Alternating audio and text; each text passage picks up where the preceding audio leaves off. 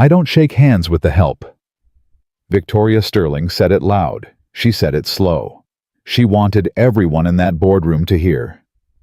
Marcus Grant's hand hung in the air for 3 seconds. Then he lowered it.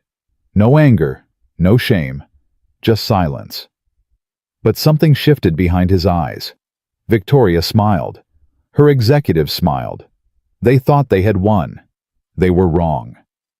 The black man in the cheap jacket controlled $4 billion. $4 billion that Victoria Sterling desperately needed. And in exactly 5 minutes, she would watch it walk out her door forever. Drop your city below. Let's see how far this story travels.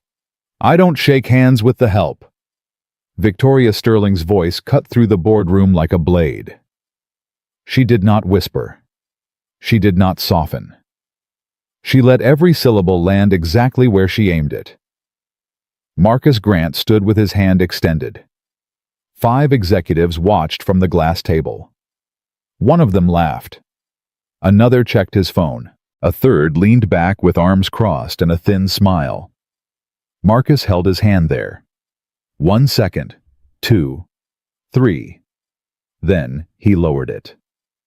Please, Victoria said, gesturing to a chair at the far end of the table. The chair furthest from power. Sit. We don't have much time. Real investors are coming at noon. Marcus sat. He placed a small recorder on the table. What is that? Victoria asked. Documentation. Turn it off. No. The word dropped like a stone into still water. Victoria's smile flickered. Excuse me. I said no. Single-party consent. Legal in Illinois. If anyone at this table says something they wouldn't want recorded, they should choose different words. The heavy executive on Victoria's right, Marcus, had already tagged him as CFO, shifted in his seat. Victoria's eyes narrowed. Fine, she said. Record whatever you want. You won't understand any of it anyway. She pressed a remote. A screen descended. Charts appeared. Numbers stacked on numbers. Nexus Innovations, Victoria began, has grown 340% in 3 years. We're not seeking investment. We're allowing it. The difference should be obvious. Marcus watched. He did not take notes. He did not react. Slide after slide. Revenue projections. Market share. Expansion plans. Victoria narrated each one like she was explaining math to a child who couldn't count. Questions, she finally asked. 1. Make it quick. Slide 7. Your R&D expenditure. Victoria clicked back. What about it? You're showing $280 million. Correct. Your SEC filing shows $191 million. Silence. The CFO leaned forward. Those figures account for different what? Marcus asked. Different truth. An $89 million gap isn't flexibility. It's fraud. Victoria laughed. Short, sharp, dismissive. I don't expect someone at your level to understand corporate accounting. Try me. I don't need to try anything, Mr. Grant. I know exactly who I'm speaking to. Do you? The question hung there. Victoria walked to the window. Control move. Power move. She stared out at Chicago like she owned every building in view. My father gave me $50 million and a dream, she said. I turned it into a $3 billion company. I did that by knowing the difference between people who matter and people who don't.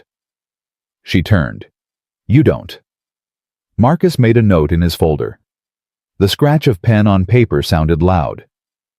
One more question, he said. I said 1.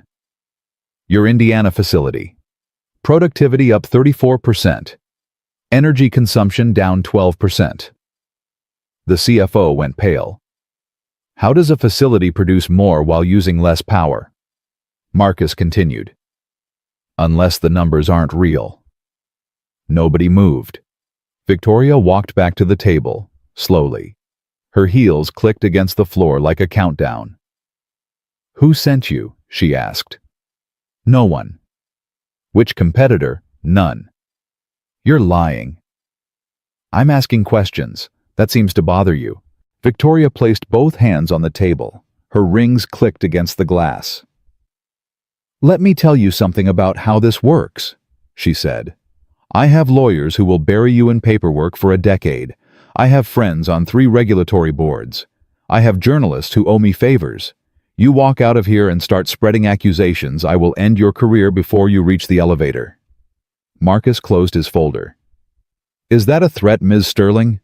"It's a promise." He stood. "Where are you going?"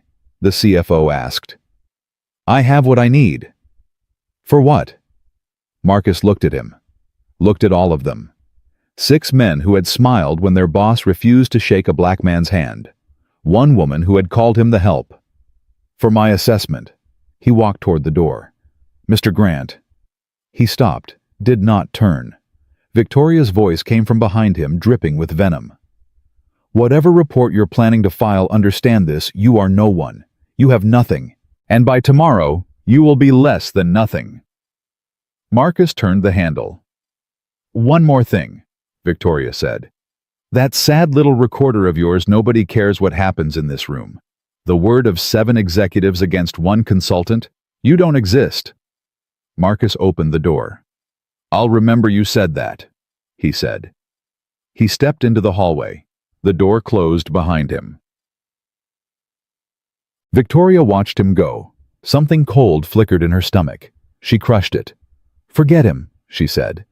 "Tyler, get Henderson Capital on the line. Make sure they're confirmed for noon."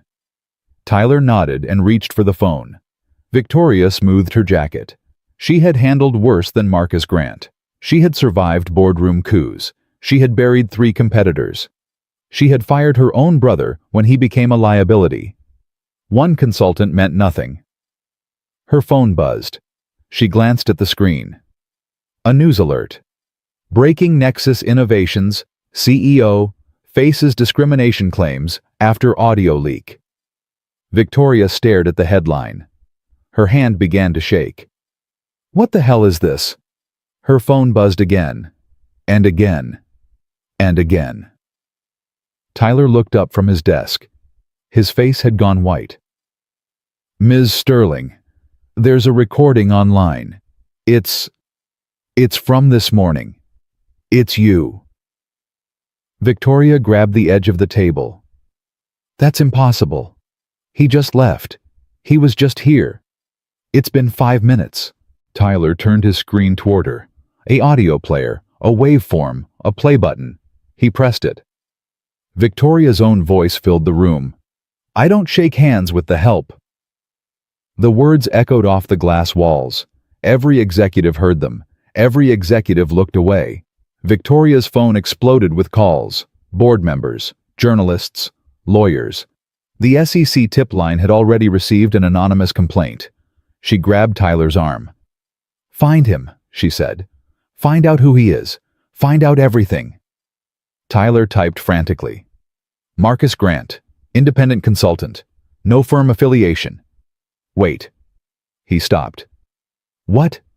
Victoria demanded. Tyler looked up. His face had gone from white to gray. "There's no Marcus Grant registered as a consultant anywhere in Illinois." "Then who the hell was he?" Tyler kept scrolling. His hands trembled. "There's a Marcus Grant who runs a fund called Grant Horizon Capital, manages $58 billion, former Marine, Princeton, Wharton, advisory role with the Federal Reserve." Victoria's blood went cold. "He's not a consultant," Tyler said. He's the lead investor. He was Henderson Capital. He was the $4 billion. Victoria looked at the door Marcus had walked through. She looked at her phone, still exploding with notifications. She looked at the stock ticker in the corner of the screen. Nexus Innovations, down 12%, and falling. She had called him the help. She had refused to shake his hand. And now he had walked out with $4 billion and left a bomb behind. 6 blocks away, Marcus Grant walked into a building with no name on the directory. The elevator took him to the 41st floor. David Chen was waiting. "It's everywhere," David said. 17 journalists, 12 civil rights organizations, 29 institutional investors, the SEC tip line. Marcus nodded. The stock? Down 15% and dropping. Trading volume just tripled. Marcus walked to the window. Chicago stretched out below him. Same city Victoria Sterling thought she owned. His phone buzzed. A text from his daughter, Amara. "Did you show them who you are, Daddy?" He typed back. "Not yet, baby. Just getting started." David handed him a coffee. "You know she's going to fight," David said. "Lawyers, PR firms, counter-narratives. She'll say you entrapped her." "I recorded a conversation I was part of. That's documentation, not entrapment." "Her lawyers won't see it that way." "Her lawyers won't matter. The numbers don't lie. The SEC filing discrepancies. The Indiana facility. The productivity fraud." Marcus sipped his coffee. "She didn't just insult me, David. She's running a company built on false data. That's not personal. That's crime." David sat on the edge of his desk. "Can I ask you something?" "Go ahead." "When she said that, when she refused to shake your hand, what did you feel?" Marcus was quiet for a long moment. He thought about Denise, his wife. Gone 3 years now. The way she used to hold his face in her hands and say, "You're going to change the world, baby. One room at a time." He thought about Amara, 12 years old, already asking why some people looked at her different than other kids. He thought about every door that closed in his face. Every meeting where he was the only black man. Every handshake that came with hesitation. Every smile that didn't reach the eyes. "I felt tired," he said. "Tired of watching people like her confuse inheritance with merit. Tired of being small so they can feel big." He set down his coffee. "But mostly I felt ready." "Ready for what?" Marcus looked at the skyline. "To show them what happens when they underestimate the wrong person." His phone buzzed again. Another news alert. Nexus CEO Victoria Sterling, called Black Investor, The Help, now faces 4B walkout and SEC investigation. Marcus read it twice. Then he put on his jacket and headed for the door. "Where are you going?" David asked. "Home. My daughter has a school play tonight. I'm not missing it." "That's it. The biggest financial story of the year, and you're going to a school play?" Marcus stopped at the door. "David, that woman in there thought I was nobody because I wore a cheap jacket and didn't arrive with an entourage. She measured my worth by my watch. She decided I didn't matter before I said a single word." He opened the door. "My daughter matters. Her play matters. Victoria Sterling will still be falling apart tomorrow. But tonight, my baby girl is going to look out from that stage and she's going to see her father in the front row. That's what matters." He stepped into the hallway. "And David." "Yeah. Phase 3 starts in the morning. Make sure the framework is ready. We're not just taking her company down. We're building something that makes sure no one gets treated like that again." The elevator doors closed. Marcus checked his watch. The same $80 watch he bought the week Amara was born. Time enough to get home. Time enough to change into something comfortable. Time enough to sit in a plastic chair in a school auditorium and watch his daughter shine. Victoria Sterling thought power meant crushing people beneath you. Marcus Grant knew better. Real power was building something that would last long after the headlines faded. And he was just getting started. The school auditorium smelled like old wood and fresh paint. Marcus found a seat in the 3rd row center aisle. Parents filled the chairs around him. Fathers in work clothes. Mothers with phones ready to record. Grandparents who had driven an hour to watch a 12-year-old say 3 lines in a play about the American Revolution. Marcus turned off his phone. Whatever was happening at Nexus Innovations could wait. Whatever Victoria Sterling was doing to save herself could wait. Tonight belonged to Amara. The lights dimmed. A teacher walked on stage and welcomed everyone. The curtain rose. And there she was. Amara Grant. 12 years old, wearing a colonial dress 2 sizes too big. Her hair pulled back in a bun that was already coming loose. Her eyes scanning the audience until they found her father. She smiled.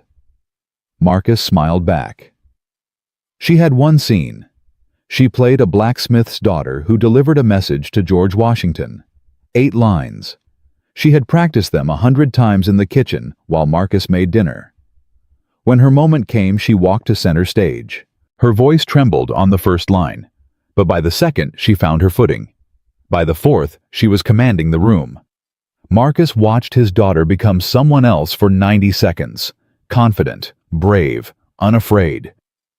When she finished, she looked at him again. He nodded once. She beamed. The play continued. Marcus barely registered the rest. He was thinking about Denise. How proud she would have been. How she used to say that Amara had her father's stubbornness and her mother's heart. 3 years gone. Cancer that came fast and left nothing but photographs and a hole that never closed. After the curtain call, parents crowded the lobby. Marcus waited near the exit. Amara pushed through the crowd and threw her arms around him. "Did you see me, Daddy? I saw you, baby. You were incredible." "I almost forgot my third line." "Nobody noticed. You recovered like a pro." She pulled back and looked at his face. 12 years old, but she could read him like a book. "Something happened today," she said. "I can tell. We'll talk about it at home." Bad something or good something? Marcus thought about Victoria Sterling's face when she realized who he was. He thought about the stock price falling. He thought about the SEC complaint and the 17 journalists and the $4 billion that would never reach her hands. "Good something," he said. "I think." They walked to the car.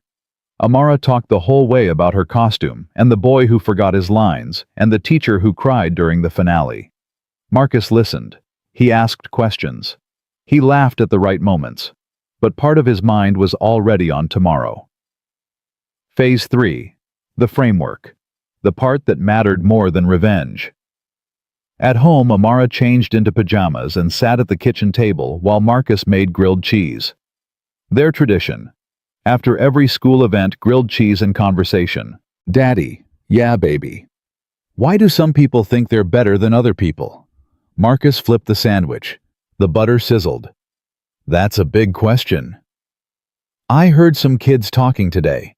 They said their parents have more money than other parents, so they're more important." She picked at the edge of the table. "That's not true, right?"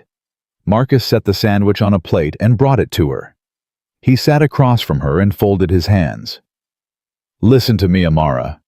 Money doesn't make anyone more important. Power doesn't make anyone more valuable. Some people forget that.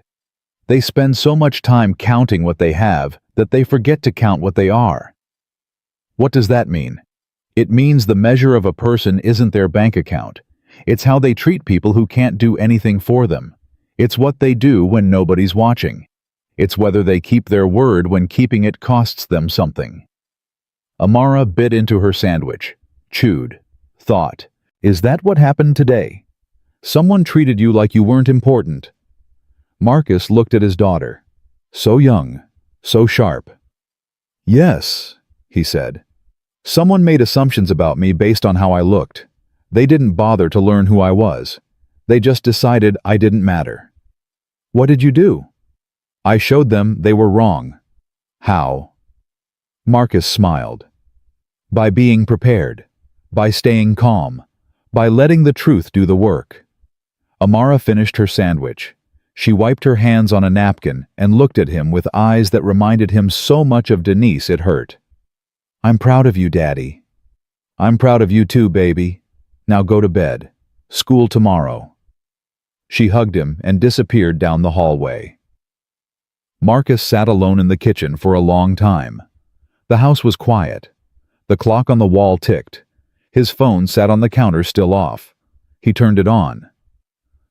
43 missed calls. 89 text messages. 47 emails. He scrolled through the headlines. Nexus CEO's help comment sparks national outrage. Black investor pulls $4 billion after boardroom humiliation. Victoria Sterling, from tech darling to PR nightmare in one morning. He read one article, then another. Then he put the phone down. Tomorrow, the real work would begin. Tonight, he was just a father who watched his daughter shine. He turned off the lights and went to bed. The morning came fast. Marcus was in the office by 6. David Chen was already there along with Rachel Torres and 3 other analysts. Coffee cups covered the conference table. Screens showed data streams, news feeds, stock charts. "Give me the update," Marcus said. David handed him a tablet. Stock closed down 31% yesterday. Pre-market trading shows another 8% drop. Board called an emergency session for 9 o'clock. 2 major shareholders have already announced they're divesting. Victoria. Still CEO, for now. Our sources say the board is split. Half want to fire her immediately. Half want to wait and manage the optics. Rachel spoke up. SEC has opened a preliminary inquiry. They're requesting documents related to the R&D discrepancy. The Indiana facility numbers are also flagged. Marcus nodded. He walked to the window. Chicago was waking up below him. What about her lawyers? Active, David said. They've issued 3 statements calling the recording a selectively edited hit piece designed to damage a successful female CEO. They're trying to make this about gender, not race. Let them try.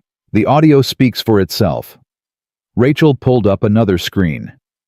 They're also threatening to sue you personally. Invasion of privacy, defamation, tortious interference with business relations. Marcus turned. Do we have our response ready? Draft is on your desk. Legal reviewed it last night. We cite the one-party consent law document, the chain of custody for the recording, and note that every statement we've made is factually accurate and supported by public filings. Good. Send it. David hesitated. There's one more thing. What? Victoria's people are digging into your background. They're looking for anything they can use. They've already contacted 2 journalists with a counter-narrative. Reclusive black billionaire with a grudge. Activist investor using race to destroy a legitimate company. They're going to make you the villain. Marcus sat down at the conference table. He picked up his coffee. It was cold. Let them dig, he said. They won't find anything. You sure about that?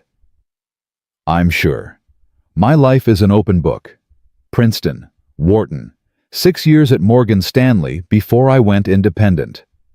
Every fund I've run has outperformed the market by double digits. Every company I've invested in has improved its practices. I've never been arrested, never been sued, never been accused of anything worse than being too careful. He set down the coffee.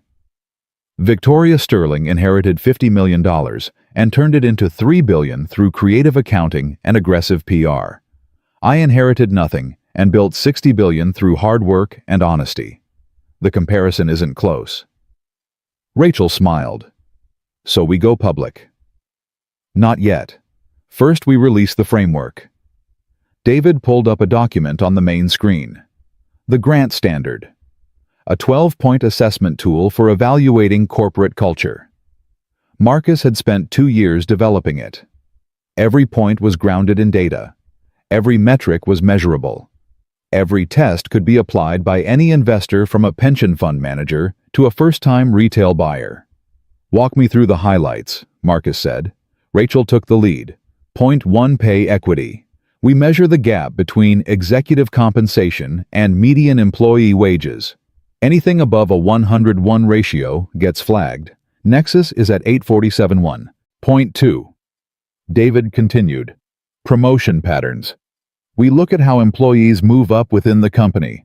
Are advancement rates consistent across demographics, or do certain groups hit ceilings? Nexus has never promoted a black employee above middle management in its entire history. Rachel picked up. Point 3, vendor treatment. How does the company interact with suppliers and contractors?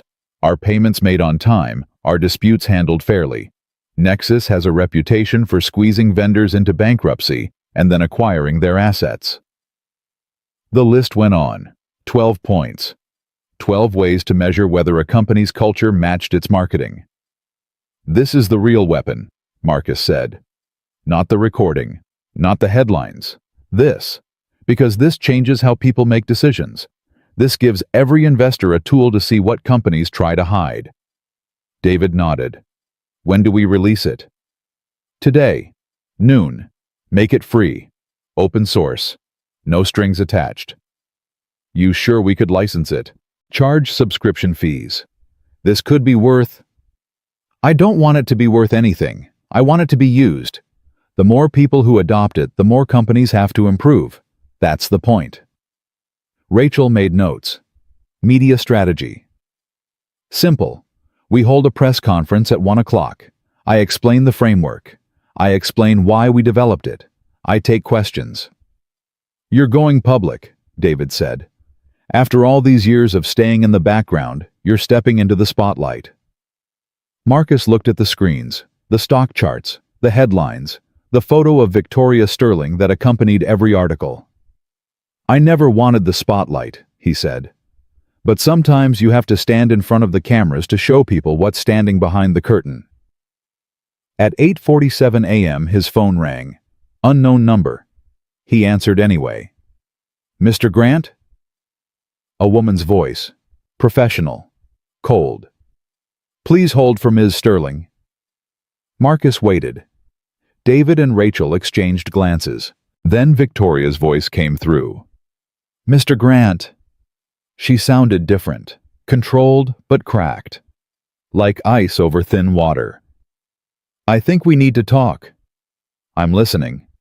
"Not on the phone, in person, my office, 1 hour." "Why would I do that?" "Because despite what you may think, I'm not a monster. I made a mistake yesterday, a serious one. I'd like the chance to apologize directly and discuss how we might move forward." Marcus let the silence stretch. "Ms. Sterling, you called me the help. You refused to shake my hand. You threatened to destroy my career. And now you want to meet? I want to understand what it would take to make this right. You can't buy your way out of this. I'm not trying to buy anything. I'm trying to fix something. Please." The please sounded like it cost her something. Marcus almost respected that. 1 hour, he said. "Your office. But I'm bringing my team, and my recorder." "Fine." She hung up. David was already shaking his head. "It's a trap. She wants to control the narrative, get you on camera apologizing or accepting something that looks like a settlement." "Probably." "So why go?" Marcus stood. "Because I want to see her face when she realizes this isn't about her. It never was."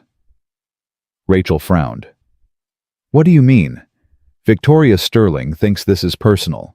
She thinks I'm doing this because she insulted me. She's wrong. I'm doing this because there are 1,000 Victoria Sterlings running companies across this country, and every single one of them treats people like me, people who don't look rich, don't sound rich, don't carry the right credentials, like we don't exist." He grabbed his jacket. "This meeting isn't about getting an apology. It's about showing her that the rules are changing, and she can either change with them or get left behind." They arrived at Nexus headquarters at 9:52, the same lobby where Marcus had waited for an hour yesterday, the same receptionist who had made him sit in plastic chairs. This time she stood when he walked in. "Mr. Grant, Ms. Sterling is expecting you. Please follow me." No wait, no security circling, no dismissive glances. Funny what a few headlines could do. The elevator ride was silent. David and Rachel flanked him. They stepped out on the 47th floor. The same hallway, the same boardroom door. Victoria Sterling stood inside. Alone. No executives, no lawyers. Just her. She looked smaller than yesterday. Or maybe Marcus was just seeing her differently. "Thank you for coming," she said. "Please sit." They sat.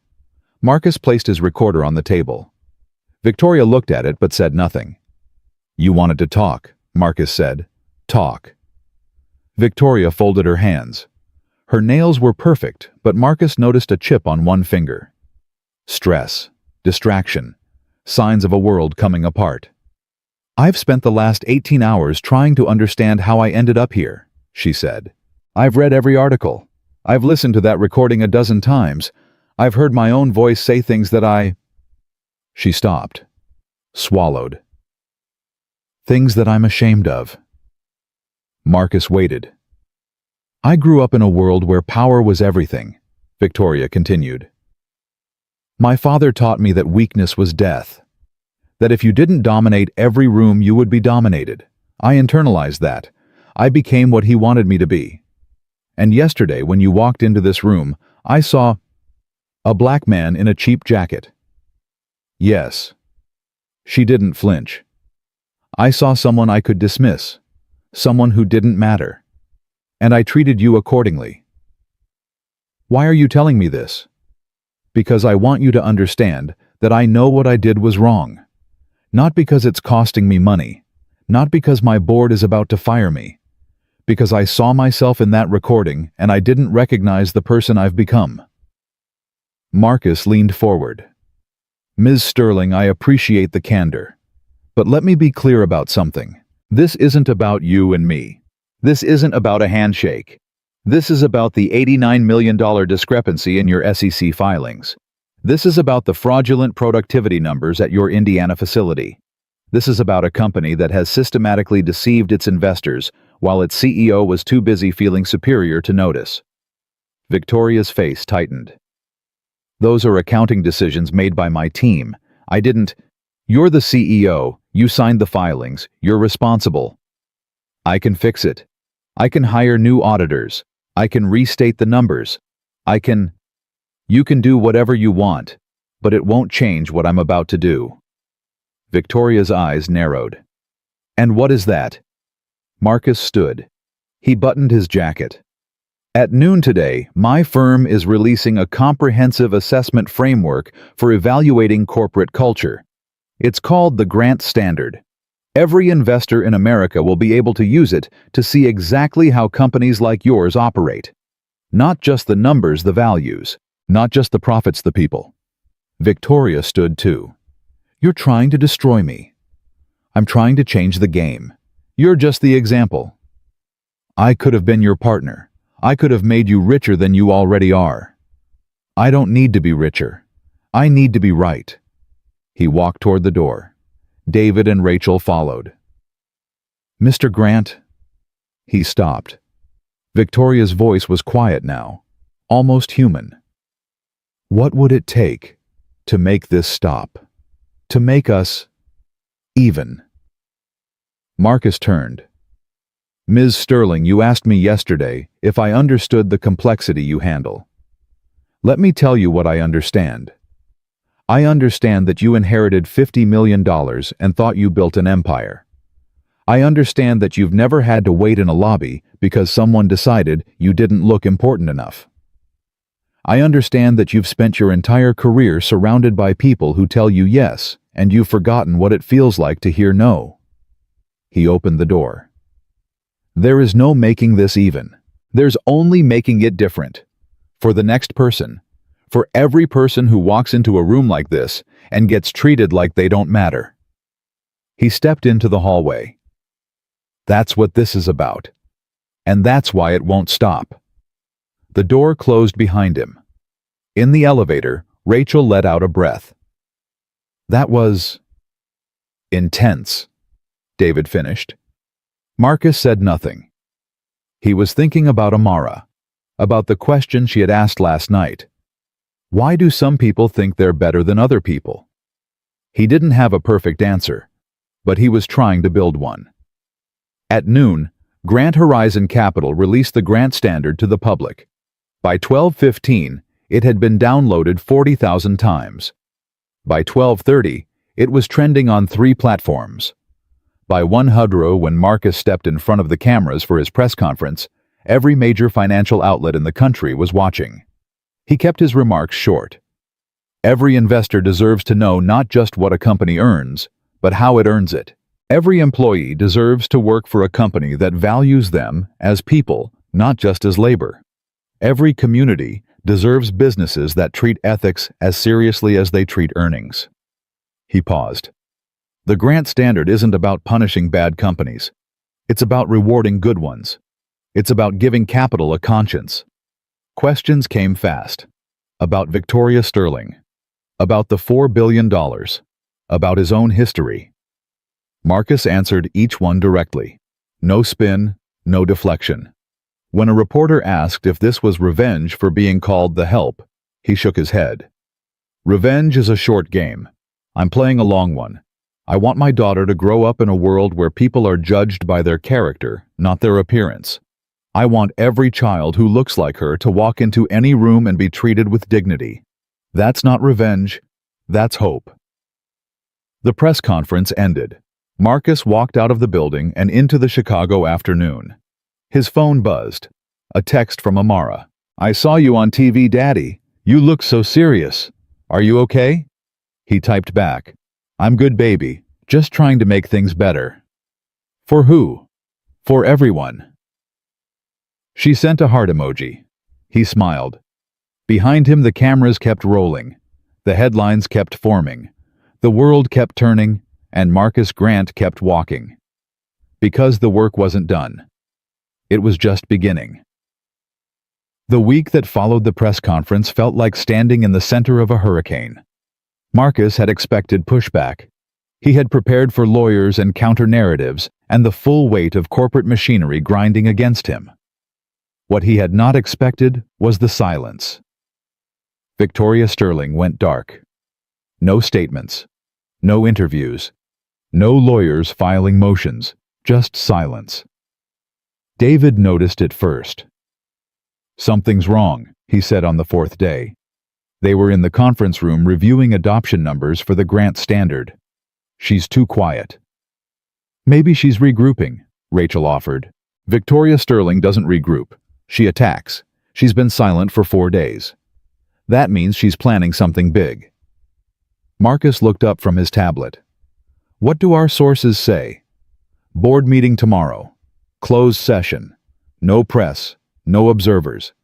They've hired a crisis management firm out of New York. The same one that handled the Enron aftermath. Enron, Marcus repeated. That's not damage control. That's war preparation. Exactly. Marcus set down his tablet. He walked to the window. Chicago was gray today, clouds pressing low against the buildings. She's not going to apologize her way out of this, he said. She's going to fight. Fight how? The only way people like her know how. By making someone else the villain. His phone rang. Unknown number. He answered. Mr. Grant? A man's voice this time. Smooth. Professional. Dangerous. My name is William Cross. I represent Sterling Legal Partners. We've been retained by Nexus Innovations. I'm familiar with your firm, Mr. Cross. Then you know we don't make calls like this unless we're serious. I'm extending a courtesy. We're filing tomorrow morning. Defamation. Tortious interference. Invasion of privacy. Civil conspiracy. On what grounds? On the grounds that you orchestrated a calculated campaign to destroy a publicly traded company using illegally obtained recordings and fraudulent analysis. Marcus laughed. Short, dry, without humor. The recording was legal, single-party consent in Illinois. I was a party to the conversation. Our experts disagree. The context suggests entrapment. You entered that meeting under false pretenses with the specific intent to provoke damaging statements. I entered that meeting as an investor evaluating a potential acquisition. Your client chose her words. I simply documented them. Courts will decide that. They will. And they'll also decide whether your client's SEC filings constitute fraud, whether her productivity numbers are fabricated, whether she's been misleading shareholders for years. Silence on the other end. Then Cross spoke again, his voice colder now. Mr. Grant, I've been doing this for 30 years. I've taken down men richer than you. I've buried cases that looked airtight. I've turned heroes into villains in the eyes of the public. Don't think for a moment that your money or your reputation will protect you. Is that a threat, Mr. Cross? It's a promise. See you in court. The line went dead. David was watching. How bad? Bad enough. They're filing tomorrow. Full assault. Rachel pulled up her laptop. We knew this was coming. Our legal team has responses ready for every angle. This isn't about legal angles, Marcus said. This is about narrative. They're going to paint me as a vindictive billionaire who used race as a weapon to destroy a successful white woman. They're going to make Victoria the victim. Can they really do that? After what she said, people have short memories, Rachel, and good lawyers know how to shape them. He sat down at the table. Call the team. Full meeting in 1 hour. We need to get ahead of this. The meeting lasted 3 hours. Legal strategies, media responses, contingency plans for every scenario. By the end, Marcus had a headache and a decision to make. We can play defense, David said, or we can go on offense. Your call. Marcus thought about Victoria Sterling. He thought about her lawyers. He thought about the machine that was spinning up to destroy everything he had built. Then he thought about Amara, about the question she kept asking.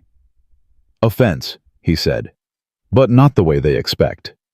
What do you mean? They want a war of lawyers and press releases. We're going to give them something else. We're going to give them the truth. Rachel frowned. We've already released the recording. We've already released the framework. What else is there? The full picture. Not just what Victoria said in that boardroom. Everything. The SEC discrepancies. The Indiana fraud. The pattern of behavior going back years. He looked at David. How deep does our research go? Deep. We've been building a file on Nexus for 6 months. Financial irregularities, employee complaints, vendor disputes. It's comprehensive. Make it public. All of it. All of it. Every document. Every analysis. Every piece of evidence we have. Put it on a website. Make it searchable. Let journalists and regulators and investors see exactly what Victoria Sterling has been doing. Rachel leaned forward. That's aggressive. It could be seen as a vendetta. It's transparency. There's a difference. If the evidence is real, and it is, then the public has a right to see it. Let them decide who the villain is. David nodded slowly. When? Tomorrow morning. Before they file. Before they control the narrative. The team dispersed. Marcus stayed behind alone in the conference room. His phone buzzed. Amara. Daddy, when are you coming home? Soon, baby. I have some work to finish. You've been working a lot. I know. I'm sorry. It's okay. I just miss you. Marcus closed his eyes. The weight of the last week pressed down on his shoulders. I miss you too, Amara. How about this tomorrow night, you and me, pizza and a movie, whatever you want. Even the scary one. Even the scary one. Promise? Promise. Okay, Daddy, I love you. I love you too, baby, more than anything. He hung up. He sat in the silence for a long time. Then he got back to work. The documents went live at 6:00 a.m. the next morning. A website called nexustruth.org. Clean design, simple navigation, and 847 pages of evidence showing exactly how Victoria Sterling had built her empire on lies.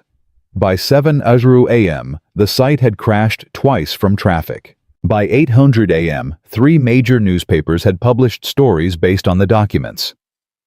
By 9:00 a.m., the SEC had announced it was expanding its investigation. At 9:15 a.m., William Cross filed his lawsuits anyway. Marcus read the complaint in his office. 47 pages of accusations. Defamation, conspiracy, intentional infliction of emotional distress. They were asking for $500 million in damages. His phone rang. A number he recognized this time. James Morrison, his lead attorney. They filed, James said. I know, I'm reading it now. It's aggressive. They're trying to bury you in discovery. Depositions document requests, interrogatories. They want to make this so expensive and time-consuming that you'll settle just to make it stop. I'm not settling. I know.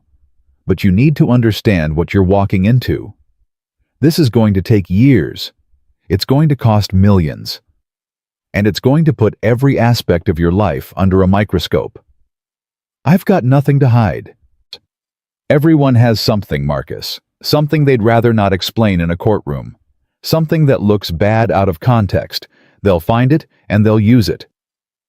Marcus thought about Denise, about the last months of her life, about the medical bills that nearly broke him before the fund took off, about the desperate loan he took from a man he didn't trust because he couldn't let his wife die without fighting. Let them look, he said. I'll take my chances with the truth. James sighed. All right. We'll file our response by end of week. In the meantime, keep a low profile. No interviews, no statements. Let the evidence speak. Understood. He hung up. David was standing in the doorway. There's something else, David said. What? Amara's school called. There were some incidents today. Marcus felt his stomach drop. What kind of incidents? Some kid said things, about you, about the news. The principal wants to talk. Marcus was in his car within 5 minutes. He arrived at Lincoln Middle School just before lunch. The principal, a woman named Dr. Patricia Webb, met him in the front office. Her face was carefully neutral. Mr. Grant, thank you for coming so quickly. Where's Amara? She's in the counselor's office. She's not hurt. Not physically. What happened? Dr. Webb led him down a hallway. Some of the students have been following the news. This morning during first period, 3 boys cornered Amara near her locker. They said, things. What things? Dr. Webb hesitated. They called her father a race baiter. They said you were destroying innocent people for money. One of them said, she stopped. Said what? That you were the reason their dad lost his job. The boy's father works at Nexus, in the Indiana facility. Marcus felt something cold settle in his chest. What did Amara do? She pushed one of them. Then she ran to the bathroom and locked herself in a stall. She's been with the counselor ever since. They reached a door marked Student Services. Dr. Webb knocked twice and opened it. Amara sat in a plastic chair, her backpack clutched to her chest. Her eyes were red. When she saw Marcus, her face crumpled. Daddy? He crossed the room in 3 steps and pulled her into his arms. I'm here, baby. I'm here. She cried against his chest. He held her and let her cry. The counselor quietly stepped out. Dr. Webb followed. When Amara's sobs finally slowed, Marcus pulled back and looked at her face. Tell me what happened. They said you were a bad person. They said you were hurting people. They said... Her voice broke. They said you only care about money, and you don't care who you hurt to get it. That's not true, Amara. I know. I told them that. I told them you were trying to help people. But they wouldn't listen. They just kept saying awful things. And everyone was watching. And nobody helped me. She wiped her eyes. Why do they hate you, Daddy? Marcus knelt so he was at her level. Some people are scared, he said. When you shine a light on things they want to keep hidden, they get scared. And scared people lash out. They try to make you the villain so they don't have to look at themselves. But it's not fair. No, it's not. The boy said his dad might lose their house. Because of what you did. Marcus felt the weight of those words. The father in Indiana. The one whose job was built on fraudulent numbers. The one who might be innocent of everything except working for the wrong company. Amara, listen to me. What Victoria Sterling's company did was wrong. They lied to people. They cheated people. That's not okay. But you're right, some innocent people might get hurt too. That's the hardest part of doing the right thing. Sometimes it costs more than you expect. Then why do it? Marcus took a breath. Because if nobody does it, the lying never stops. And the people who get hurt the most are the ones who can't fight back. The workers who lose their jobs when the company collapses anyway. The investors who lose their savings. The communities that get abandoned when the truth finally comes out. He took her hands. I'm not doing this because it's easy. I'm doing this because it's right. And I need you to understand, I would never do anything to hurt you. You are the most important thing in my life. More important than the company. More important than everything. She looked at him with those eyes so like her mother's. I believe you, Daddy. He hugged her again, held her tight. Let's go home, he said. They walked out of the school together. Marcus kept his arm around her shoulders. In the parking lot, he saw a woman standing near his car. Blonde, expensive coat, familiar face. Victoria Sterling. Marcus stopped. He pulled Amara closer. Go wait in the car, baby. Who is that? Just go. I'll be right there. Amara looked at Victoria, looked at her father. Then she walked to the car and got in. Marcus approached Victoria. She looked different, smaller, tired. The perfect armor from the boardroom was gone. You have some nerve, Marcus said. Coming here, to my daughter's school. I didn't come for her, I came for you. How did you even know I was here? I didn't. I went to your office. Your assistant said there was an emergency at the school. I took a chance. You followed me. I needed to talk to you. Away from lawyers, away from cameras, just us. Marcus looked at his car. Amara was watching through the window. You have 30 seconds. Victoria took a breath. I'm going to lose everything. The company. My reputation. Maybe my freedom if the SEC decides to prosecute. I know that. I've accepted it. Good. But before it all ends, I needed to tell you something. What? You were right. Marcus waited. Not about the fraud. Well, yes, about the fraud. But about something else. About what you said in that boardroom. About people like me confusing inheritance with merit. I've spent my whole life believing I earned what I have, that I was special, that the people beneath me deserved to be there. She looked at the ground. I was wrong. Why are you telling me this? Because I sat with my lawyers yesterday and they laid out the plan. Make you the villain. Turn this into a race war.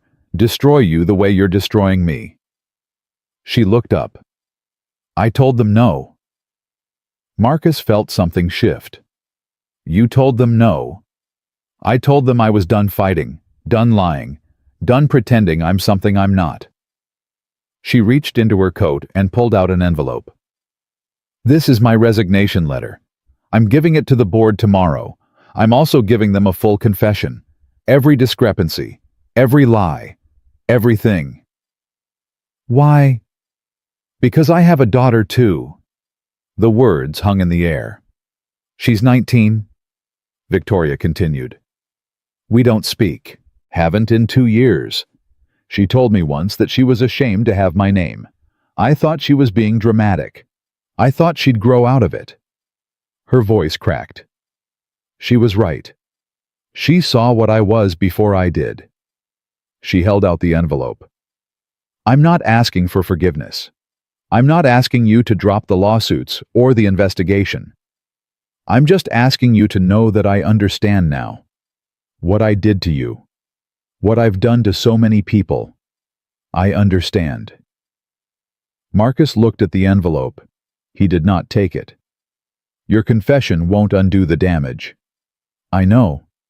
People lost money, lost jobs, lost trust.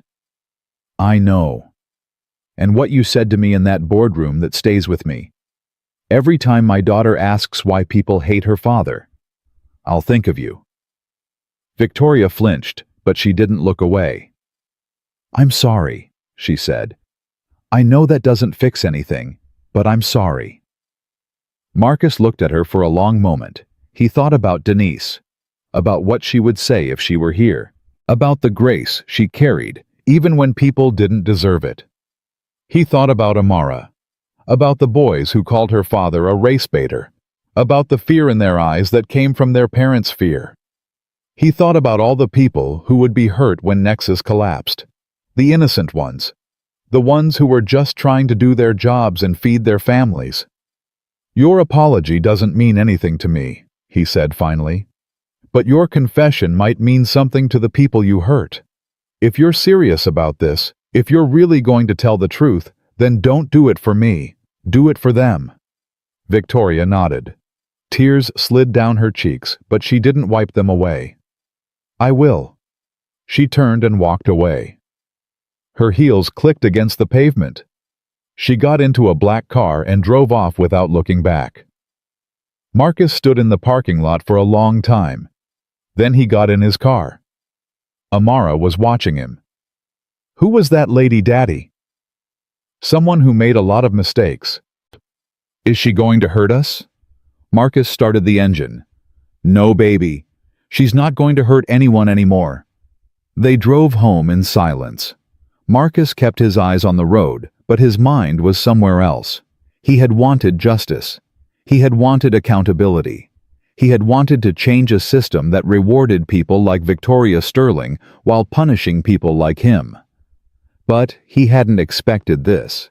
He hadn't expected to feel anything but satisfaction when his enemy fell. Instead, he felt tired and sad, and something else he couldn't name. At home, Amara went to her room to do homework. Marcus sat in the kitchen alone. His phone buzzed. "David, you see the news?" "No." "What happened?" "Victoria Sterling just posted a video. It's everywhere." Marcus opened his laptop, found the video, pressed play. Victoria sat at a desk. No makeup, no perfect lighting, just her face raw and real. "My name is Victoria Sterling," she said, "and I need to tell you the truth." For 12 minutes, she spoke about the fraud, about the lies, about the culture she created, about the people she hurt. And then she said something Marcus didn't expect. "2 days ago, I refused to shake a man's hand because of the color of his skin and the clothes he wore. I called him the help. I treated him like he didn't exist. His name is Marcus Grant, and he is one of the most successful investors in this country. He came to my company in good faith, and I humiliated him." She paused, took a breath. "I was raised to believe that people like me were better, that our money made us superior, that our connections entitled us to respect we didn't earn. I was wrong about all of it." Another pause. Her eyes were wet. "To Marcus Grant, I'm sorry.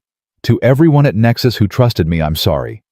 To my daughter, who I haven't spoken to in 2 years because I couldn't admit she was right about me, I'm sorry. I'm stepping down. I'm cooperating with every investigation. And I'm going to spend the rest of my life trying to become the person I should have been all along." The video ended. Marcus sat in silence. His phone buzzed again. Text from Rachel. "Video has 4 million views. # Sterling. Confession is trending. Board just announced emergency meeting." Another text. "David. Media is calling for comment. What do we say?" Marcus typed back 3 words. "Nothing. Let it speak." He closed the laptop. He walked to Amara's room. She was sitting on her bed, laptop open, watching the same video. "Daddy," she said. "Is that the lady from the parking lot?" "Yes." "She's crying." "Yes." "Do you feel bad for her?" Marcus sat on the edge of the bed. "I feel complicated things, baby. I'm angry at what she did. I'm glad she's telling the truth. And I'm sad that it took losing everything for her to see who she really was." Amara looked at the screen. Victoria's face was frozen there mid-confession. "Do you think people can change, Daddy?" Marcus thought about the question. Really thought about it. "I think people can choose to change, but choosing isn't the same as doing. It's easy to say you're sorry. It's hard to be different. The real test isn't the apology. It's what comes after. Amara nodded slowly. I hope she changes for real. Why? Because everyone deserves a second chance. You told me that. When I got in trouble for lying about my homework last year, you said the mistake doesn't define you. What you do after defines you. Marcus felt something shift in his chest. His 12-year-old daughter teaching him something he had forgotten. You're right, baby. I did say that. So maybe she'll do better. Maybe she'll be different. Maybe. Amara closed her laptop. Daddy. Yeah. I'm still proud of you. For standing up for what's right. Even when it's hard. Even when people are mean about it. He pulled her into a hug. Thank you, Amara. That means everything to me. Can we still have pizza tonight? He laughed. The first real laugh in days. Yes, baby. We can still have pizza. They ordered from the place on the corner. They watched a movie that was too scary for a 12-year-old, but she loved anyway. They fell asleep on the couch, her head on his shoulder, the TV still glowing in the dark. And for a few hours, Marcus Grant wasn't a billionaire investor. He wasn't a crusader for justice. He wasn't a man in the middle of a war he hadn't asked for. He was just a father. Holding his daughter. Wondering what tomorrow would bring. The morning brought answers. Nexus stock opened down 47%. Trading was halted twice. The board accepted Victoria's resignation. The SEC announced criminal charges were being considered. 3 more executives resigned by noon. The Indiana facility was shut down pending investigation, and in Marcus's inbox, a letter from Victoria Sterling's daughter. Her name was Claire. She was 19. She was studying environmental science at Stanford, and she wanted to meet the man who had finally made her mother tell the truth. Marcus read the letter 3 times. Then he wrote back. Dear Claire, I would be honored to meet you, but not as your mother's enemy. As someone who believes that the children should not pay for the sins of their parents. Let me know when you're in Chicago. Coffee is on me. He sent it. He closed his laptop. He looked out the window at a city that was slowly waking up to a different world. The battle wasn't over. There would be lawsuits and investigations and years of rebuilding. There would be people who hated him and people who praised him and people who would never understand what he was trying to do. But something had shifted. A truth had been told. A confession had been made. And somewhere in California, a 19-year-old girl was reading about her mother's crimes, and maybe, just maybe, finding a way to forgive.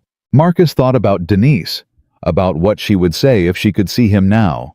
He could almost hear her voice. You did good, baby. Now do better. He smiled. He would try. 3 weeks after Victoria Sterling's confession, Marcus met Claire Sterling in a coffee shop near the University of Chicago. She had flown in from Stanford the night before. Her email had been brief. I need to understand what happened. I need to understand my mother. Marcus arrived early. He ordered black coffee and sat near the window. He watched people walk by. Normal people with normal lives. People who didn't wake up every morning wondering if today would bring another lawsuit or another headline or another threat. At 10:07, a young woman walked in. Blonde hair like her mother. Same sharp cheekbones, but different eyes. Softer. Searching. She spotted him immediately. Mr. Grant. Marcus, please. She sat across from him. She did not order anything. She just looked at him like she was trying to solve a puzzle. Thank you for meeting me, she said. Thank you for reaching out. I wasn't sure you would, after everything. Your mother and I have history. You and I don't. You're not responsible for her choices. Claire nodded slowly. She folded her hands on the table. Her nails were bitten short. Nervous habit. I watched her video 14 times, she said. The confession. I kept waiting for it to feel fake. For the mask to slip. It never did. You think she was sincere? I think she was terrified. I've never seen my mother terrified before. Not even when my father left. Not even when Grandpa died. She paused. You scared her. I didn't mean to scare her. I meant to expose the truth. Same thing in her case. A waitress came by. Claire ordered water. The waitress left. Can I ask you something? Claire said. Anything. Why did you do it? The recording, the documents, the framework, all of it. Was it revenge? Marcus thought about the question. He had been asked it 100 times by journalists and lawyers and strangers on the street. But something about Claire's voice made him want to give a different answer, a truer one. At first I thought it was about justice, he said, about showing people what happens behind closed doors, about proving that the rules apply to everyone, not just the people without power. And now I think it was about my daughter. Claire tilted her head. Your daughter. Amara. She's 12. She asked me once why some people think they're better than other people. I didn't have a good answer, so I decided to build one. A system that holds them accountable. A system that makes the invisible visible. The grant standard isn't about punishment, it's about measurement. If you can measure something, you can change it. Claire was quiet for a moment. My mother measured everything, she said. Returns on investment, market share, social capital. She had spreadsheets for her relationships, literally. She ranked her friends by usefulness. That sounds lonely. It was, for everyone around her. She didn't see people, she saw assets and liabilities. Claire's voice cracked slightly. I was a liability, too emotional, too idealistic, too much like my father. Where is your father now? Seattle, remarried, 2 kids. He sends birthday cards. She shrugged. We talk sometimes, not often. Do you blame him for leaving? I used to. Now I understand. Living with her was like living with a hurricane. You can love the power, but eventually you have to run or get destroyed. Marcus sipped his coffee. It had gone cold. Why did you want to meet me, Claire? She looked out the window, looked back. Because you did something no one else could do. You made her see herself. And I've been trying to do that for 19 years. I didn't do it for her. I know. That's why it worked. The waitress brought Claire's water. She took a small sip. She called me, Claire said, after the video. First time in 2 years. What did she say? She said she understood why I left. She said she was sorry for every time she made me feel small. She said she wanted to try again, to be a real mother, whatever that means. What did you say? I said I'd think about it. And I'm still thinking. Marcus nodded. He understood that kind of thinking. The kind that kept you up at night. The kind that had no easy answers. Can I tell you something? He said. Please. My wife died 3 years ago. Cancer. Fast and brutal. Before she went, she made me promise something. What? To raise our daughter with grace. To teach her that people are more than their worst moments. That redemption is possible, even when it's hard. Claire's eyes glistened. Do you believe that? She asked. I try to. Some days it's easier than others. And my mother? Do you think she can be redeemed? Marcus looked at this young woman across from him. So much pain, so much hope, fighting each other inside her. I think redemption isn't something you earn once, he said. It's something you choose every day. Your mother made a choice when she recorded that video. Now she has to make the same choice tomorrow, and the day after, and the day after that. For how long? Forever. That's how it works. Claire wiped her eyes with the back of her hand. You're not what I expected, she said. What did you expect? Someone angrier. Someone who hated her. I don't hate your mother, Claire. I hate what she represents. The system that created her. The culture that rewarded her worst instincts. But hate the person. He shook his head. That's too exhausting. I don't have the energy. Claire laughed. A small laugh, but real. You sound like my therapist. Good therapist. The best. Stanford has excellent mental health services. I've used them a lot. Marcus smiled. Can I give you some advice? He said. Sure. Whatever you decide about your mother, make the decision for yourself. Not for her. Not for what people might think. For you. Because you're the one who has to live with it. Claire nodded slowly. Thank you, Marcus. Thank you for coming. It took courage. Not as much as what you did. Different kinds of courage, both hard. They sat in silence for a moment. Comfortable now. Two strangers who had found unexpected common ground. What happens next? Claire asked. With the company, with the lawsuits, with everything. I don't know. The lawyers are still fighting. The SEC is still investigating. The board is trying to sell off the pieces. It's going to take years to sort out. And you. I keep building. The grant standard is being adopted by pension funds across the country. We're expanding internationally next month. The work continues. Win or lose. Win or lose. Claire stood. She reached out her hand. Thank you for not being what I expected. Marcus shook her hand. Thank you for being more than your mother's daughter. She smiled. A real smile. The first one he had seen from her. Then she walked out into the Chicago morning, and Marcus was alone with his cold coffee and the weight of everything still to come. His phone buzzed. David. We have a problem. Marcus closed his eyes. What now? William Cross, Victoria's lawyer. He's holding a press conference in an hour. Our sources say he's got something new, something big. What kind of something? We don't know yet, but the reporters who got invited are all the aggressive ones, the ones who love a takedown. Marcus stood. He left cash on the table. I'm on my way. He arrived at the office 20 minutes later. David and Rachel were huddled around a screen.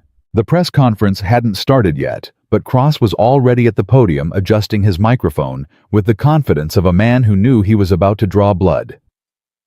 What do we know? Marcus asked. Nothing concrete, Rachel said. But Cross doesn't bluff. If he's going public, he has something. Something on me. Almost certainly. Marcus sat down. He watched the screen. At exactly noon, Cross began. Thank you all for coming. As you know, my client Victoria Sterling has chosen to cooperate fully with all investigations.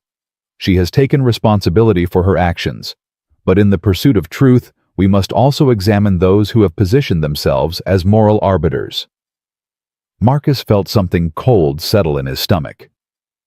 Marcus Grant has presented himself as a champion of ethics, a defender of the little guy, a man beyond reproach, but our investigation has uncovered facts that paint a very different picture. Cross held up a document. In 2019, Marcus Grant received a loan of $4.7 million from Chenway International, a firm with documented ties to foreign government interests. This loan was never publicly disclosed. It was made during a period when Grant Horizon Capital was struggling with liquidity issues. The terms of this loan included provisions that some legal experts have characterized as potentially compromising. The room buzzed. Reporters scribbled frantically. Marcus stared at the screen. 2019. The year Denise was dying. The year the medical bills nearly broke him. The year he had been desperate enough to take money from anyone who would give it. We are not accusing Mr. Grant of any crime. Cross continued. We are simply asking questions. Who is Chen Wei? What was the nature of this relationship? And why did Mr. Grant hide it from the public while positioning himself as a paragon of transparency? David muted the screen. Marcus. Marcus didn't respond. Marcus, is this true? He stood. He walked to the window. Chicago spread out below him. The same city that had watched him rise was about to watch him explain the worst decision of his life. Yes, he said finally. It's true. Rachel's face went pale. You took money from a foreign entity, and didn't disclose it. I took money from a man who offered to help when no one else would. Denise was dying. The treatments weren't covered by insurance. I was drowning. Why didn't you tell us? Because I paid it back, every cent, within 18 months, with interest. The relationship ended years ago. But the disclosure? I know. Marcus turned. His face was tired, older than it had been an hour ago. I should have disclosed it. I should have been transparent. I wasn't, and now it's going to be used against me. David ran his hand through his hair. This is bad, Marcus. This is really bad. I know. They're going to say you're a hypocrite. They're going to say you attacked Victoria for the same kind of thing you did yourself. It's not the same thing. It doesn't matter. In the court of public opinion, nuance doesn't exist. You took foreign money. You hid it. That's the story. Marcus sat back down. So, what do we do? Rachel spoke first. We get ahead of it. We hold our own press conference. We explain the circumstances. We show the repayment records. We tell the truth, Marcus said. All of it. David shook his head. Marcus, if you go out there and confirm this, you're giving them exactly what they want. You're validating their attack. And if I deny it, they'll produce the documents anyway, and I'll look like a liar. Which story do you want? The one where I made a mistake and owned it, or the one where I made a mistake and lied about it? Rachel looked at David. David looked at the floor. He's right, Rachel said. The cover-up is always worse than the crime. Marcus picked up his phone. Get me a camera. I'm doing a statement in 1 hour. The statement went live at 2:00 p.m. Marcus sat alone at a desk. No lawyers. No PR team. Just him. In 2019, he began, my wife was dying. The cancer treatments we needed were not covered by our insurance. I was facing bankruptcy. I was desperate. And in that desperation, I accepted a loan from Chenway International. I should have disclosed this loan. I didn't. That was a mistake. He paused. I paid back every dollar within 18 months. I have the records. I've submitted them to the SEC. There was no ongoing relationship. There was no compromise of my fund or my investors. But none of that excuses the lack of transparency. I built my reputation on the idea that sunlight is the best disinfectant. I failed to apply that standard to myself. He looked directly into the camera. To my investors, I'm sorry. To my employees, I'm sorry. To everyone who believed in what we were building, I'm sorry. I made a choice in a moment of fear, and I've carried the weight of it ever since. Another pause. Victoria Sterling's lawyers want you to believe this makes me a hypocrite. Maybe it does. But here's the difference. I'm telling you the truth now in my own words without being forced. That's what accountability looks like. Not perfection. Progress. He stood. I'll take questions from the media tomorrow. Today I need to talk to my daughter. Thank you. The screen went black.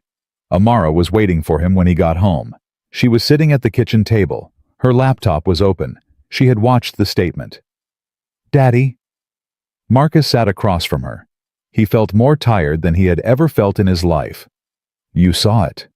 I saw it. Do you understand? Amara looked at him with those eyes that saw everything. Mommy was sick. You needed money. You did what you had to do. I should have told people.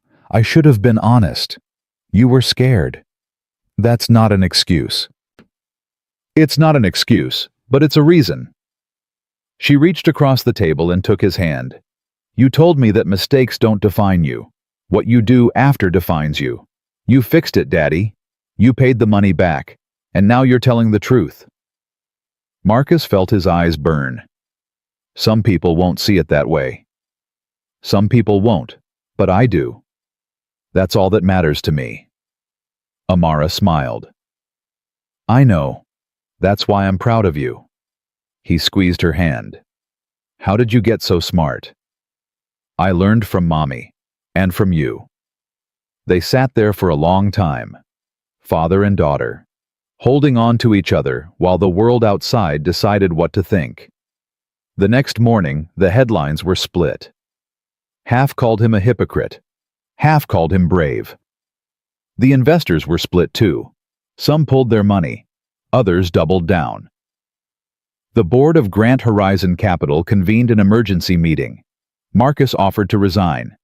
They voted unanimously to keep him. "You built this company," David said afterward. "You made one mistake 6 years ago and you fixed it. That doesn't erase everything else. Some people will never forgive me. Some people were never going to forgive you anyway. This just gave them a reason." Rachel handed him a folder. The adoption numbers for the Grant Standard. Marcus opened it. Despite everything, despite the scandal and the press conference and the attacks, the numbers had gone up. Not down. Up. "How is this possible?" he asked. Rachel smiled. "Because you did exactly what you tell companies to do. You were transparent. You took responsibility. You showed people that the standard applies to everyone, including you. That's not hypocrisy. That's integrity." Marcus read the numbers again. 47 pension funds, 12 sovereign wealth organizations, 316 private equity firms, all using the Grant Standard to evaluate their investments. "This is real," he said. "This is real." His phone buzzed. A text from an unknown number. He opened it.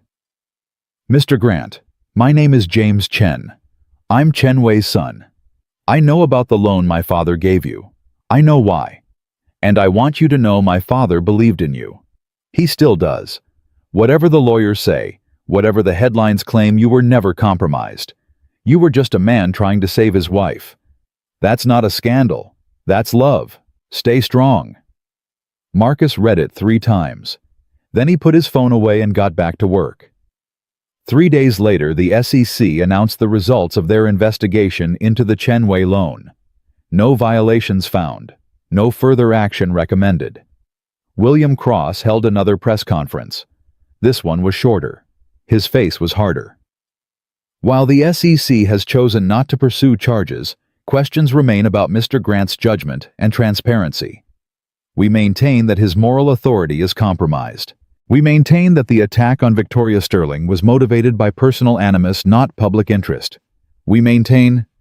Marcus turned off the screen. "He's not going to stop," David said. "Let him talk. The SEC cleared me. The investors are staying. The framework is spreading. He can talk all he wants." Rachel pulled up another screen. "There's something else. Victoria Sterling requested a meeting, through her lawyer, not Cross, her personal attorney." "What does she want?" "She didn't say, but she specifically asked that it be just you and her. No lawyers, no recording, just a conversation." Marcus thought about it. "When?" "Tomorrow, if you're willing." He looked out the window. "Tell her I'll be there." The meeting happened in a neutral location. A conference room in a downtown hotel. No cameras, no witnesses. Just Marcus and Victoria sitting across from each other at an empty table. Victoria looked different, thinner, paler, but something else too. Something in her eyes that hadn't been there before. "Thank you for coming," she said. "You said you wanted to talk." "I wanted to apologize. Again. Properly this time." "You already apologized. On video. In front of millions of people." "That was performance. This is real." She folded her hands on the table. "When I saw your statement about the loan about your wife, I felt something I haven't felt in a long time." "What?" "Shame. Not for what you did. For what I was going to let my lawyers do. Cross wanted to destroy you. He wanted to use your pain against you. And I almost let him." "You didn't stop him." "No. But I stopped paying him, yesterday. He's no longer representing me." Marcus raised an eyebrow. "Why?" "Because I watched a man admit his worst mistake on national television to protect his daughter from finding out another way. And I realized that's what I should have done years ago. With my company. With my family. With Claire." "You talked to Claire." "We had dinner last week, first time in 2 years." Victoria's voice caught. "She told me about meeting you. She told me what you said about redemption being a daily choice. That's what I believe. I'm starting to believe it too. She reached into her bag and pulled out an envelope. This is everything. Every document, every email, every piece of evidence about fraud at Nexus that hasn't been made public yet. I'm giving it to you. Do whatever you want with it. Marcus looked at the envelope. Why me? Why not the SEC? Because the SEC wants to close cases. You want to change systems. This evidence will help you do that. He took the envelope. He didn't open it. What are you going to do now? He asked. I don't know. Sell what's left. Pay the fines. Try to rebuild some kind of relationship with Claire. Maybe find out who I am when I'm not trying to win. That sounds hard. It is. But it's also the first time in my life I've felt like I'm moving toward something instead of just fighting against everything. She stood. I don't expect you to forgive me. I don't expect us to be friends. But I wanted you to know what happened in that boardroom, what I said about you. That's not who I want to be anymore. Marcus stood too. Then don't be. He extended his hand. Victoria looked at it, the same hand she had refused to shake 4 weeks ago. She took it. Thank you, she said.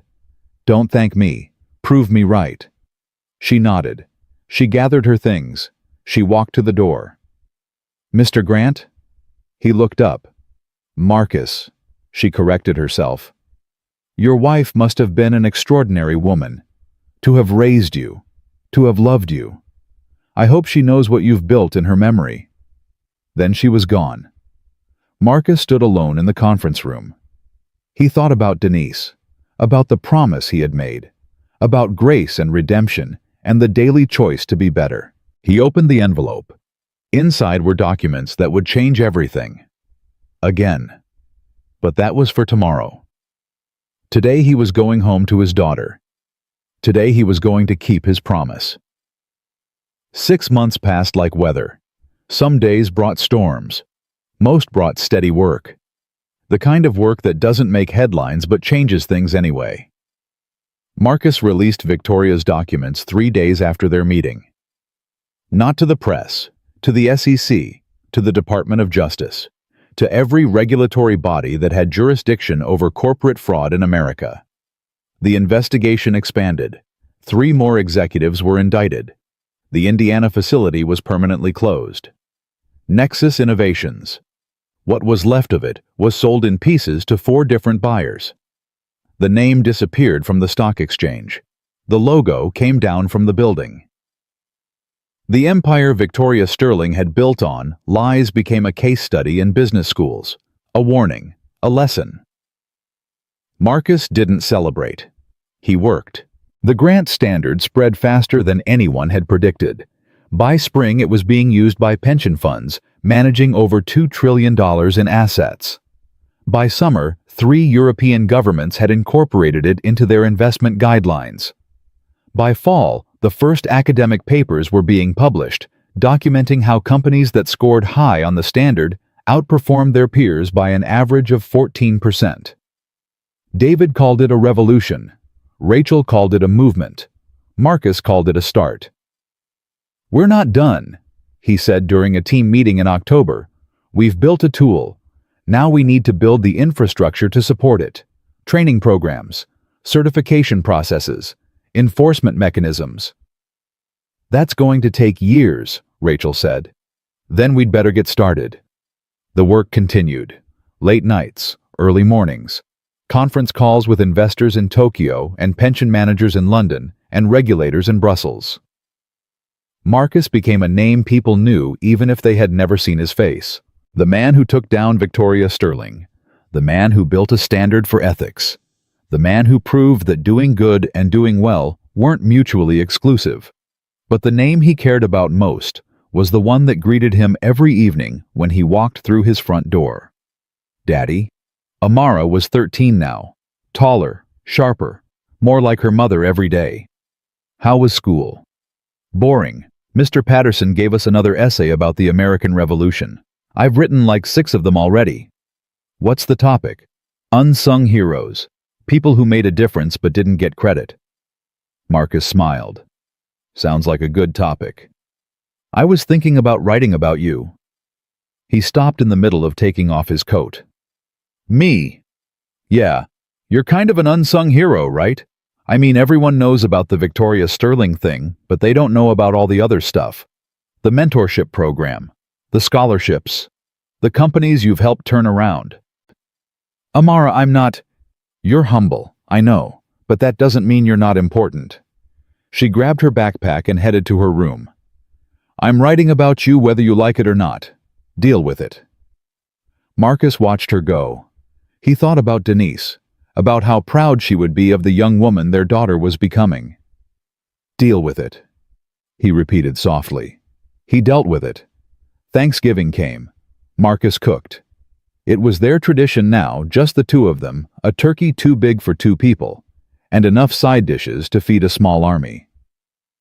Amara set the table while Marcus checked the oven. Daddy. Yeah. Can I ask you something? Always. Do you ever think about getting married again? Marcus nearly dropped the pan he was holding. Where did that come from? I don't know. Some of the kids at school have stepmoms, and you've been alone for a long time. I'm not alone. I have you. That's not the same thing. Marcus set the pan down. He turned to face his daughter. Amara, your mother was the love of my life. What we had that doesn't come along twice.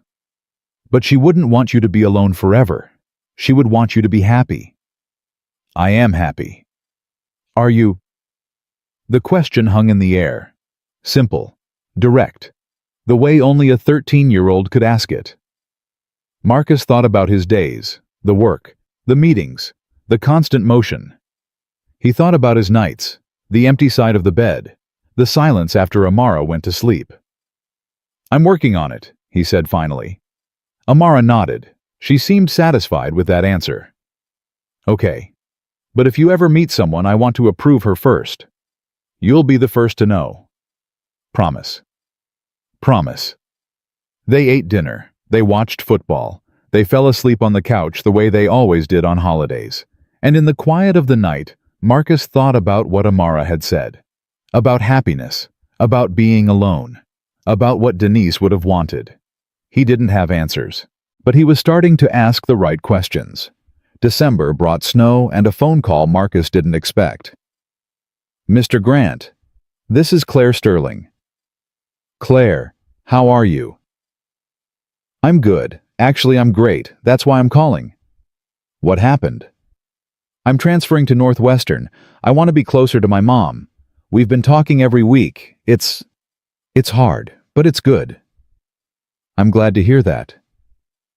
There's something else. I'm starting a nonprofit for kids of executives who've been caught in corporate scandals. Kids like me who had to figure out how to deal with their parents' mistakes. Marcus sat down. That's ambitious. I know. But I've been thinking about what you said. About redemption being a daily choice. I want to help other people make that choice. Not just the ones who did wrong, the ones who were hurt by it. How can I help? I was hoping you might be an advisor, not financially. Just guidance, your experience. Marcus thought about it for exactly 3 seconds. I'd be honored. Really. Really. He could hear the smile in her voice. Thank you, Mr. Grant. Marcus, thank you. Thank your mother for me. For raising a daughter who wants to heal instead of hurt. I will. She hung up. Marcus looked out the window at the snow falling on Chicago. A year ago he had walked into a boardroom and been called the help. Now Claire Sterling was asking for his guidance. Victoria Sterling was rebuilding her life. The Grant Standard was changing how America invested. Funny how things worked out. His phone buzzed. David. You need to see the news. What now? Just turn it on. Marcus grabbed the remote, flipped to CNN. A newscaster was speaking. In a historic announcement today, the Securities and Exchange Commission has adopted new guidelines requiring publicly traded companies to disclose cultural assessment scores alongside their financial reports. The guidelines, based largely on the Grant Standard developed by investor Marcus Grant, will take effect next fiscal year. Marcus stared at the screen. "Did you know about this?" David asked through the phone. "No, I had no idea." "They're calling it the most significant change to corporate disclosure requirements in 30 years. They're calling it your legacy." Marcus muted the TV. "It's not my legacy. It's everyone's. Everyone who adopted the standard.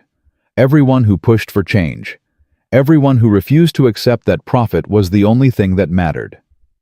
Humble as always. Realistic. "Same thing with you." David hung up. Marcus sat in the silence. He thought about Denise again, about the promise he had made. Raise our daughter with grace. He was trying. Show her that people are more than their worst moments. He was learning. Build something that matters.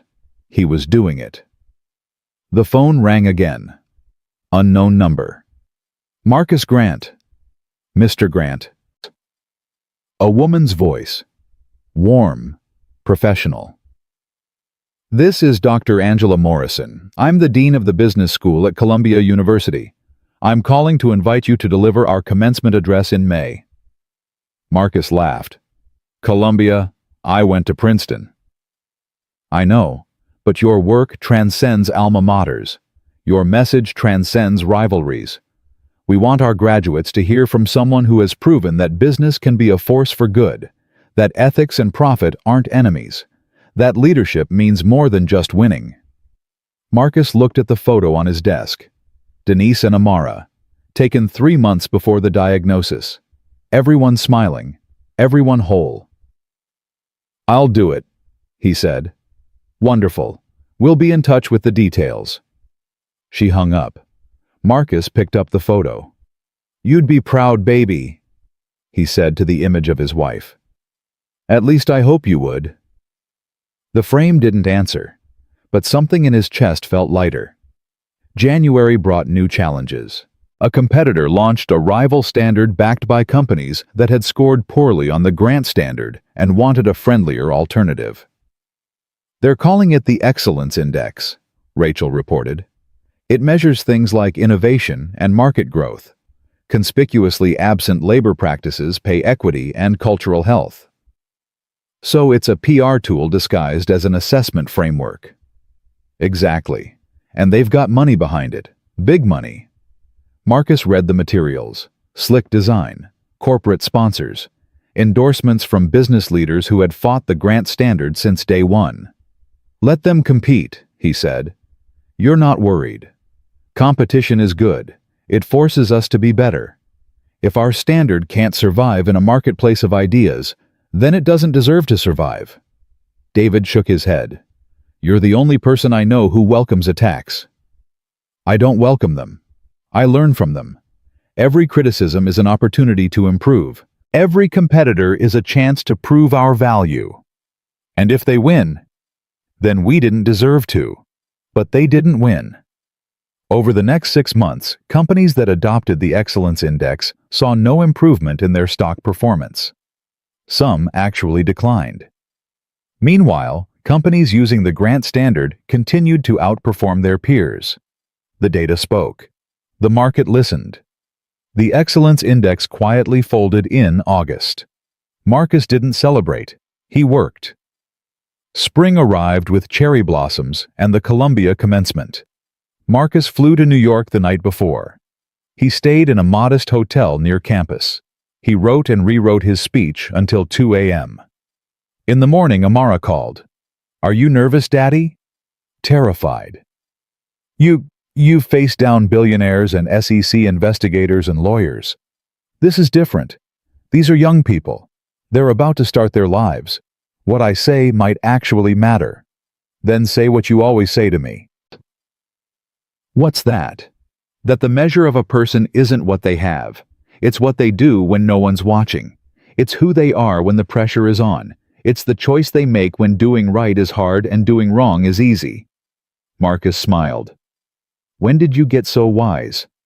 I learned from the best. Your mother. And you, Daddy. Both of you. He hung up. He looked at his speech. He crossed out everything and started over. The stadium was packed. Thousands of graduates in caps and gowns. Families in the stands. Faculty on stage. Television cameras recording everything. Marcus walked to the podium. He looked out at the sea of faces. Young. Eager. Uncertain. Just like he had been once. I had a speech prepared, he said. 15 pages. Statistics about corporate ethics. Case studies about market performance. Graphs and charts and all the things business school teaches you to trust. He set the papers aside. I threw it away this morning. Murmurs in the crowd. Because the most important thing I have to say isn't about numbers. It's about choices. He paused. A little over a year ago, I walked into a boardroom in Chicago. I was wearing a modest suit. I was carrying no credentials that anyone could see. I was to the people in that room nobody. A woman looked at my hand when I offered to shake hers. She looked at my clothes. She looked at my face. And she decided in that moment that I didn't matter. She called me the help. Silence in the stadium. She was wrong about me. But more importantly, she was wrong about what power means. She thought power was about who you could dismiss, who you could ignore, who you could make feel small. Real power is something else entirely. He leaned forward. Real power is what you do with your privilege. It's the hand you extend when you don't have to. It's the opportunity you create for someone who looks nothing like you. It's the standard you hold yourself to when no one is checking. In the next 5 years, some of you will become very successful. You'll have money. You'll have influence. You'll walk into rooms where everyone wants your approval. In those moments, remember this: the way you treat the person who can do nothing for you reveals everything about who you really are. He straightened. My wife died 4 years ago. Before she went, she made me promise to raise our daughter with grace, to teach her that redemption is possible, that people are more than their worst moments, that the goal of a life isn't accumulation, it's contribution. I've tried to keep that promise. Some days I've succeeded, some days I've failed, but I've never stopped trying. That's what I want for each of you. Not perfection. Progress. Not certainty. Courage. Not the absence of failure, but the determination to learn from it. He looked out at the graduates. The world you're entering is broken in a lot of ways. You can make it worse. You can ignore the problems and chase the money and tell yourself that ethics is someone else's department. Or you can be different. You can build companies that treat workers with dignity. You can create products that solve real problems. You can measure success not just in profit, but in impact. That's the choice. Every day, every decision, every handshake offered and every hand refused. He stepped back from the podium. Be the person who extends the hand, even when it's not extended to you, especially then. Congratulations, class of 2025. The future is waiting. Make it better than the past. The applause started slowly. Then it built. Then it was thunderous. Marcus walked off stage. His hands were shaking. His heart was pounding. A young woman caught him near the exit. Graduate, cap askew. Tears on her face. Mr. Grant, my father works in a warehouse. He's never met anyone like you. But I just called him and read him what you said. He told me to tell you thank you for seeing people like him. Marcus took her hand. What's your name? Maria Gonzalez. What are you going to do now, Maria? I'm going to build something that matters, something that would make my father proud. Then you already have everything you need. She smiled. She disappeared into the crowd. Marcus walked out into the May sunshine. New York hummed around him, taxis and people and the endless motion of a city that never stopped. His phone buzzed. Amara. I watched the whole thing online. You made me cry, Daddy. Good tears or bad tears. The best kind. I'm coming home tonight. Pizza. Always. I love you, Amara. I love you too, Daddy. More than anything. He hung up. He stood on the steps of Columbia University and looked out at the city. The same city where a year ago everything had started. The same city that had watched him fight and fail and fight again. He thought about Victoria Sterling. She had written him a letter last month. Short, simple. She had started volunteering at a literacy center. She was rebuilding her relationship with Claire. She was, in her words, learning to be human again. He thought about Claire. Her nonprofit was launching next month. She had already helped 15 families navigate the aftermath of corporate scandals. He thought about David and Rachel and the entire team at Grant Horizon Capital. The late nights, the hard conversations, the shared belief that money could be used for good. He thought about the Grant Standard, adopted by institutions managing over $8 trillion now, changing how the world thought about value. He thought about Amara, 13 years old, fierce and kind and everything Denise had hoped she would be. He thought about Denise. "I kept my promise," he said softly. "I'm still keeping it." A taxi pulled up. Marcus got in. "O'Hare Airport," he said. The driver nodded. The city flowed past the windows.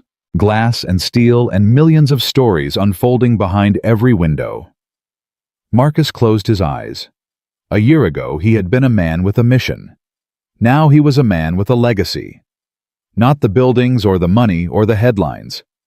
Those would fade. The legacy was simpler, harder, more important. A standard that measured what mattered. A daughter who believed in justice. A movement that proved business could have a conscience.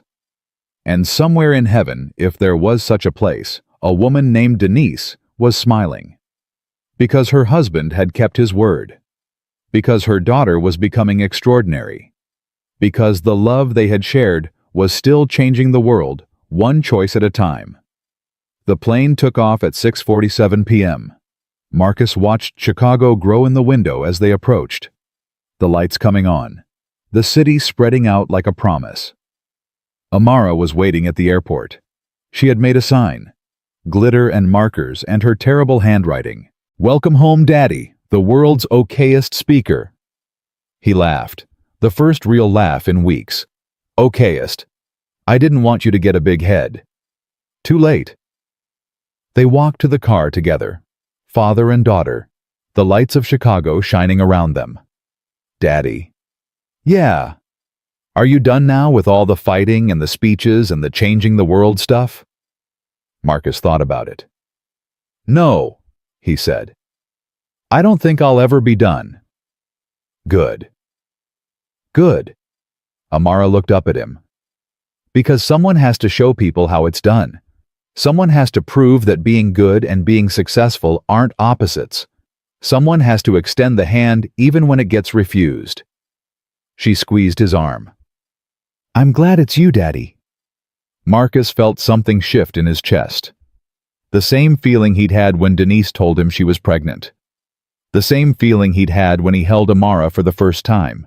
The same feeling he'd had when he realized that life wasn't about what you accumulated, it was about what you left behind. "I'm glad it's me too," he said. They drove home through the Chicago night. The skyline glittered. The future waited. And Marcus Grant, single father, accidental revolutionary keeper of promises, drove toward it with his daughter beside him and his wife's memory in his heart. Some people measured success in dollars. Some people measured it in power. Marcus measured it in the moments that mattered, in the hand extended, in the truth told, in the child who believed that her father was trying to make the world better. That was enough. That was everything. The car turned onto their street. The porch light was on. Home. Marcus parked. Amara jumped out and ran toward the door. He sat for a moment longer, just breathing, just being. A year ago, a woman had refused to shake his hand. Now the world was different. Not perfect. Not finished. But different. And tomorrow there would be more work to do, more hands to extend, more standards to uphold, more choices to make. But tonight, there was pizza with his daughter. Tonight, there was home. That was the only victory that mattered. Marcus Grant got out of the car, walked up the path and stepped through the door into the light. The story wasn't over. It was just beginning. But for now, in this moment, it was exactly where it needed to be. And that was enough.